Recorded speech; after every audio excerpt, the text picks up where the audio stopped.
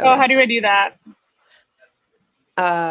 We're officially live, but Yeah. I uh, I'm, I think whenever you logged in, it might have given you a chance to. Okay. It's all good. But okay, well, I'm officially. I think I'm live on Instagram now too. So, anyways, a little technical difficulty at first, but I'm super excited to have Sarah Gartin here. She is a financial advisor, and we had a really good conversation the other day. So, I just wanted to get you on here and talk to the people that are following me a little bit more about, the importance of finance and being prepared, right? So Sure. I'll just go ahead and let you take it away just to give us a general idea, like maybe your top tips, stuff like that. We're gonna have a Yeah, conversation. sure. Yeah. Well, a little bit about me. I've been in the industry for now officially 3 years, and every single client I have has a different unique situation. But what I've found that my focus is completely is first and foremost protection. So really making sure we assess any type of risks that are within your household or your financial situation. So understanding the power of, just the power of insurance, right? Like really having not even just that peace of mind, but being able to understand that this could also be a way to create generational wealth, right, within your own family by having that protection. Um, and that can be in the form of term insurance, but that could also be in the form of permanent insurance. And so, and I'm with the New York Life Insurance Company, and we're out to help create financial houses for our clients. And so, with that, I always just teach that it all starts with risk management. So we all are taught to insure our cars, insure our health, insure our houses, mortgages, all these things, right? And a lot of what I do is overlooked. It really is. It's not required. A lot of the things of what I do. So life insurance, disability insurance, and long-term care insurance. So a lot of these things people just know about. Maybe they just caught a wind of what it is. Maybe they don't think they need it because of this, that. And so, as a past, actually, I have a background in music. That's actually my pedigree. My pedigree is within the music realm. I taught, I performed on the Broadway level, and I like being able to introduce this information to people in the form of education. So a lot of it is education and relationship building, because ultimately, I don't want my clients to completely comprehend what they're paying for and what they're putting their premiums into, and understanding how it benefits them. I have a very strong passion for helping people. So yeah, I know, and we connected, networking. So I'm a very avid networker as well. And um, the other thing, obviously, the other two pillars that I focus on in my business and for my clients are not just risk management and protection, but the accumulation part, which is obviously the most attractive, fun part for people. Is like, how can I grow my money? How can I become rich one day? Or how can I turn this much money into this much money a month from now? So accumulation is very, very important. And it's very wise to understand the different ways you can accumulate money and the different places you can be putting your money, not necessarily spending more money, but putting your money so that when you go to actually distribute and withdraw that money in retirement years, to be successful there, because that's where most people fail. I compare retirement a lot of the times to climbing Mount Rushmore, or not Mount Rushmore, Mount Everest. I don't know why I said Rushmore. 4th of July vibes, I guess, this week.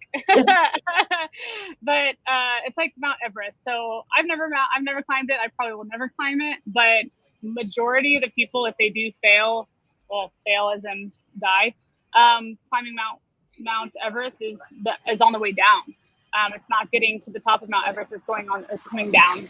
And so where a lot of times people fail in retirement, or they find themselves being 70 and have to going back to getting part-time jobs, or or back to work in general is because they've run out of money.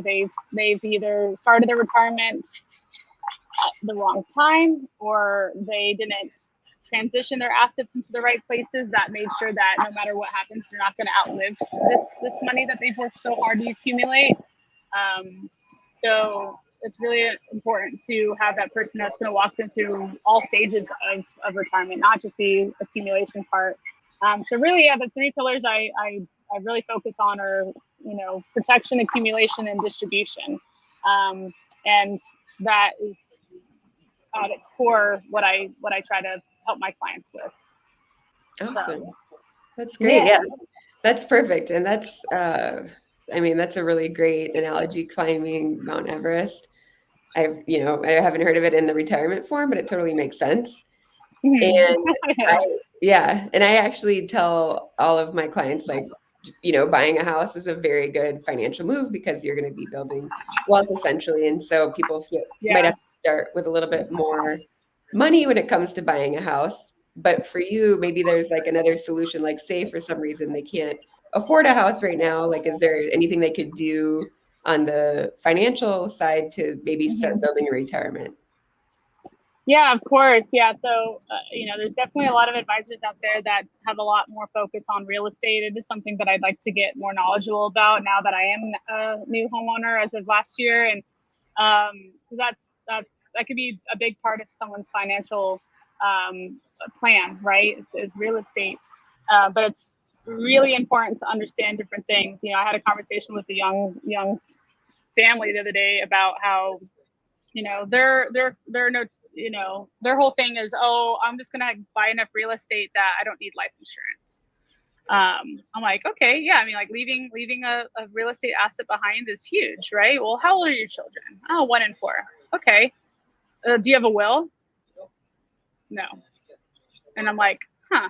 Okay, so no will, no life insurance, just real estate, and 2 young children. So it's these types of conversations, whether or not I'm that person that ends up providing the service, whether it's life insurance or just connecting them with the right person, like the right estate attorney, that's huge. Like, so, when it comes to someone who wants to invest in real estate or own real estate, they need to understand the full financial picture. And so that's what I'm working towards, is having that more education and credentials behind me, that I can basically say, hey, you're still at a lot of risk here, like a lot, by not having these certain things in place. But yeah, as far as putting money in places, maybe they're not ready for retirement. So I tend to focus a lot on long-term planning versus short-term.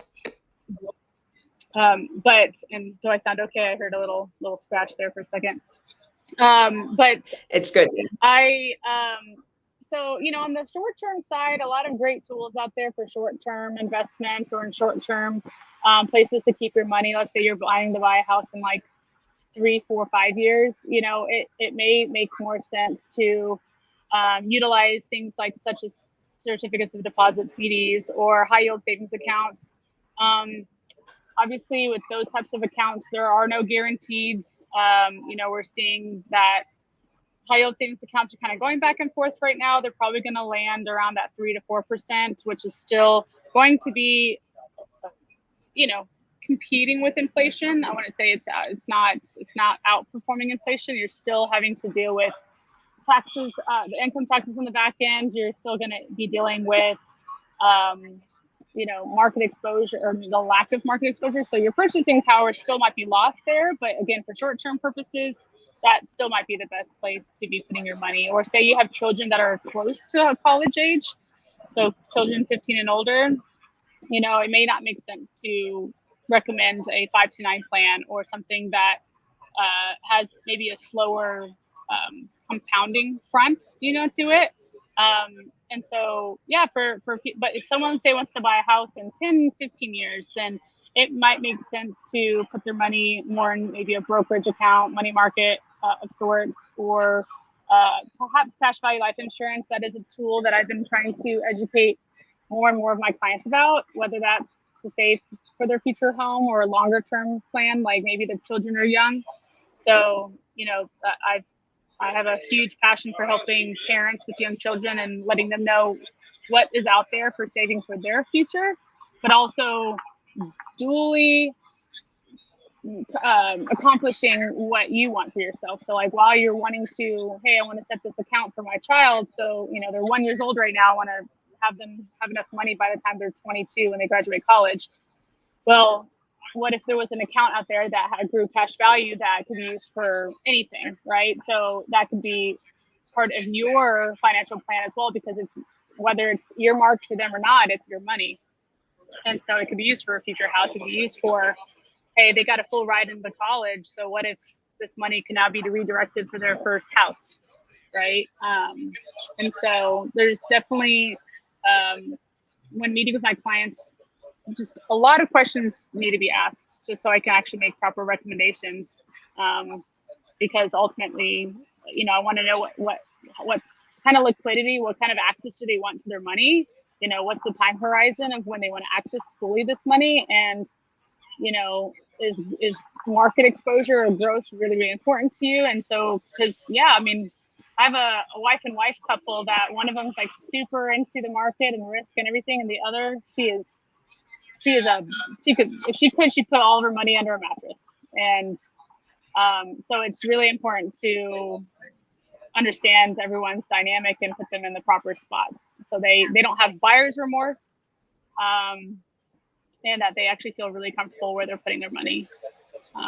Because I've been there. It's like, you know, you buy something or you get a tattoo and you're like, wait. Yeah, there's definitely buyer's remorse out there, and I'm sure like the financial industry, it's really tough. I know with real estate, you're kind of like, well, you're gonna have to wait about a year on that one. Yeah. I kind of I did I got my first house in August, and I think the month after I was like, holy crap, did I just buy a house?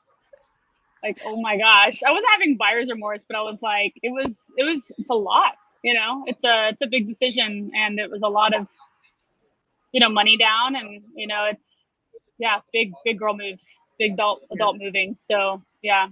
Got to start taking care of the yard and Oh yeah, for sure. My next big, obviously my biggest thing after I bought the house, my first thing I did was landscape.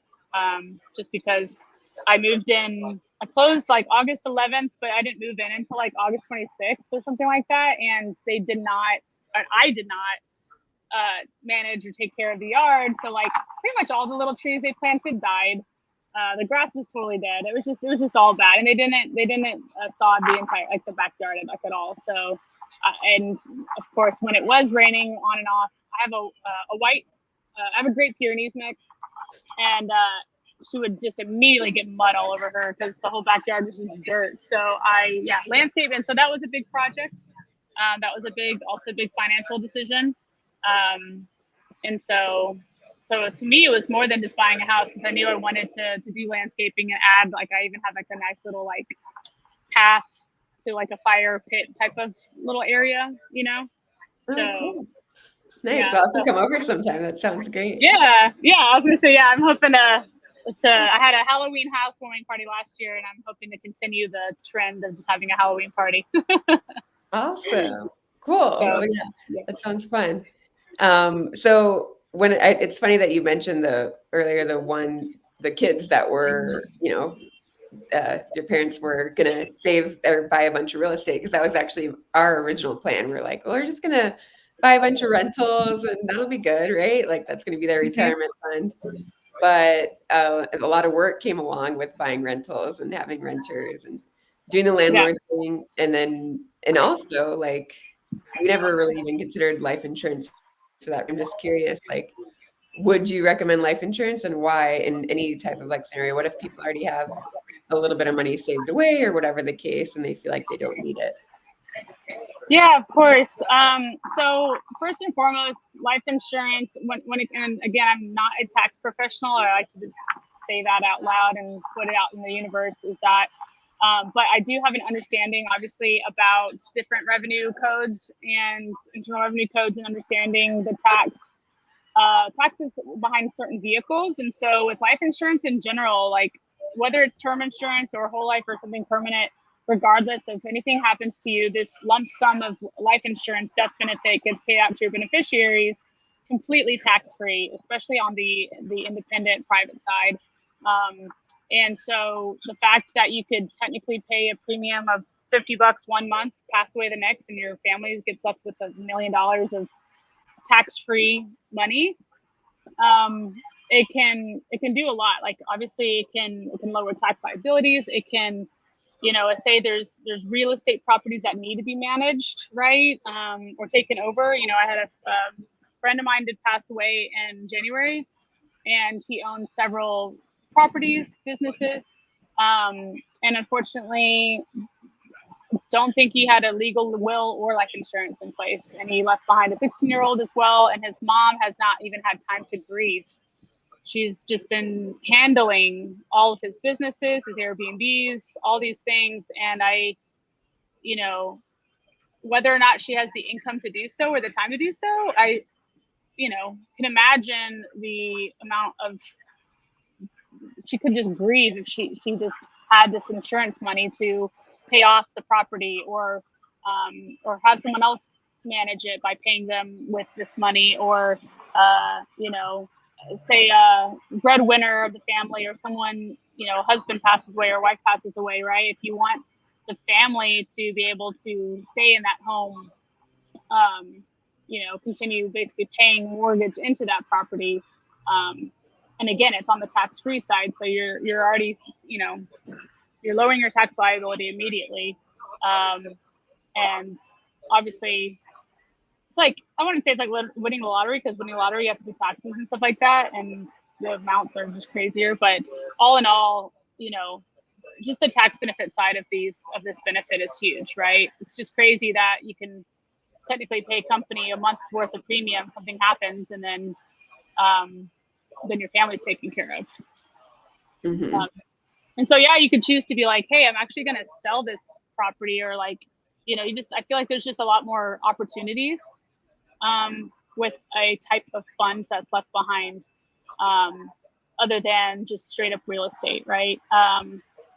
Whether that's, same thing. I mean, my mother, she just moved into her, I would say forever home, like her final home, I suppose, in March. And she, that's in the will, it's going to be left behind for us. But if we want to, and it's paid off, like, that's the cool thing that's unique for her situation, is that she's, doesn't have a mortgage.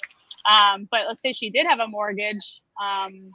If we wanted to keep that property, we could use the life insurance money that she has now to pay off that house. Or at least pay into it until we can figure out how to sell it, or renovate it, or repurpose it, or you name it. Like everyone's situation is so unique. So when I have these conversations with people, it's very good to get the big picture and understand, like, what do they want to leave behind? What would you want them to do after, and how to use this money. Because yeah, it's really important that you're not only leaving behind this money to someone you trust, but I mean, that's number one, right? And understanding like who else you can leave it to, and how you can also build generational wealth by utilizing things like trusts, right? So, trusts can be beneficiaries. And so whether or not like a business is within a trust or children are within a trust, that's also huge. So that's another way to more on the advanced planning succession side of things. But there's a lot of really cool things you can do with insurance, for sure. Nice. It definitely sounds like there's a lot more than I ever thought when it comes to your finances. So that's why I wanted to have you on here, just to give people like a small taste. And I was Yeah. curious for you, like, what's your favorite part about your job? Like, what do you love most? Well, what I love most is probably there's between a few things. I really do enjoy learning and meeting people. I mean, I network like a crazy person. The amount I've probably just easily in the last 3 years of being in the business have met over 1,000 people. And this city is, especially being here in San Antonio, in the San Antonio area, it's a big small town, right? Constantly running into someone who knows me, who knows me through this person, and learning about honestly other industries too. And even recently someone reached out to me who is a urologist, and he wants to he just reached out to me on LinkedIn. Well, I reached out to him, I connected, and he immediately messaged me and was like, I want to learn about whole life. I want to learn about cash buy life insurance because he wants to give back to his community in a way that saves them money efficiently instead of utilizing things like health savings accounts. He would rather have people spend less on healthcare, but then putting the difference into something like cash value life insurance, because it's one of the very few ways you can grow money tax free. And so I like letting people know. And even last night, I had a conversation with I got a lead through our company, and it was I think he's like 22, like this kid. I'm 33 for the record. And so 22 is young, right? And the topic he wants to learn about is life insurance. And as I started asking him a few questions about like what he wants to get out of us getting together, he was like, this sounds a lot more complicated than I thought. And I was like, I wouldn't say it's the word, it's not complicated. It's just, I just want to be sure that, if this person becomes my client, say I sell him like term insurance, he's not going to think 10 years later, why didn't you tell me about cash buy life insurance? Or why didn't you tell me about this, and this, and that? Because technically there's so many different types of life insurance and different things. And so it kind of, last night was a fun little aha moment for me, and him thinking like, oh, okay, yeah, like I want to meet with you on Friday just so I can, wow, I just thought, here I am, I should just get life insurance because I'm an adult, And so ultimately, I really enjoy introducing things that I think we should all be learning. Like, I think the educational part's probably one of my favorite things, especially I think this is stuff that we should be learning in high school. I think it's something we should be learning in college at the very least. And so, and of course, the benefit hopefully is that they enjoy what I've provided educationally, that they continue to also work with me and thinking like, wow, I'm actually going to be working with these people for a very long time, which is crazy, right? Because, I'd preferably like to be more of a financial planner than a transactional like agent, if that makes sense, right? And so it's also been fun to learn and connect with other real estate agents like yourself and see like, how can I learn from even real estate agents about that relationship building and the residual and the referrals, right? Because ultimately, if that person needs more insurance, or if they know someone who needs insurance or anything like that, like I, always want to be thought of. It's a long term. Like, even as I think most people even think real estate's such a temporary relationship, like for the real estate agent and the buyer, the owner, the seller, but it really should be a long-term relationship, right? Like, even if you sold that house and then 25 years later they want to sell it, they should still think of you. And yeah, 100%. So yeah, so then that's a learning curve for me is servicing, right? So like, because I feel like that's where a lot of real estate agents, or even just agents in general, fail is the servicing part, and making sure that they're not just an afterthought, or I wasn't just after the sale, because the sales are nice, right? Obviously, in this industry, but again, getting rid of buyer's remorse and getting them to continue to work with you, for your own sake, but then for their sake, Yep. So yeah. Awesome. That's really cool. Yeah, it sounds like we deal with like similar types of clients that are making really big decisions, and Yep. they are you're continuing to keep that relationship, which totally makes sense, because I mean, you're going to be with them till they die for sure. Yeah. Oh God, I need to find some wood right now, because and I'm only 3 years into the business, and majority of my clients are younger. So yeah, you've got a long road. That's the plan. That's the plan. That's the thing that's so strange about, I think the strangest thing about this business is I'm selling them something that I do not want them to use. And that's why I like letting people know about more than term insurance, because of the fact that term insurance isn't for you. It's for someone else, and it's for that temporary time. And I want people to outlive that term. I really do. Like, I mean, 1% of term insurance policies pay out. So I'd rather my clients not fall into that 1%, and seeing where they could be putting their money that also can reach their goals, outside of just term insurance. So yeah, that's that's the idea, right? It's kind of crazy to think about being in my early 30s and wanting to retire in this industry. It's gonna happen, you know, sadly. Mhm. I lightly tell people there's two things guaranteed in this world, and it's taxes and death. Can't can't avoid either. So Yeah. Yeah, that's a good I like that. Taxes and death. Oh, cool.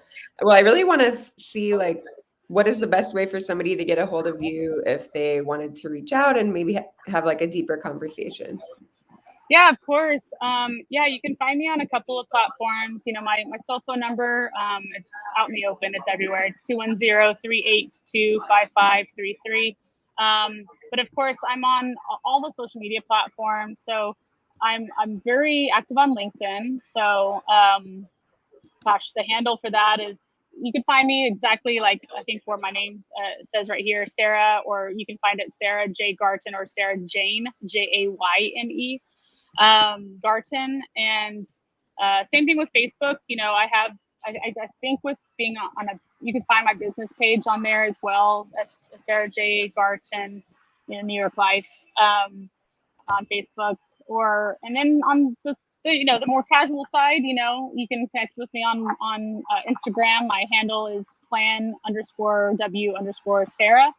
Um, it's not for business, but every once in a while I'll post little nuggets here and there. I'll post what the market's doing today. I'll post maybe some polls, some questions people don't maybe think about, and some educational things. I follow a great Instagram page called Life Happens, and it's a nonprofit that promotes insurance education.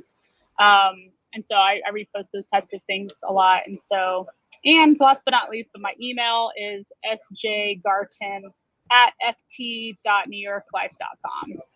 So there's a little F as in Foxtrot and T as in Tom before the New York Life, ft.newyorklife.com. So yeah. Awesome. Cool. I just put them all there in the comments, and Cool. hopefully somebody will be reaching out. I know I'll definitely be having another conversation with you. I really appreciate you going into detail and taking some time today to tell everybody how important having some sort of like financial strategy lined up, because I Yeah. think, it's important. Now that I'm also in my 30s, I'm like, okay, well, I guess it's probably important. And I have kids.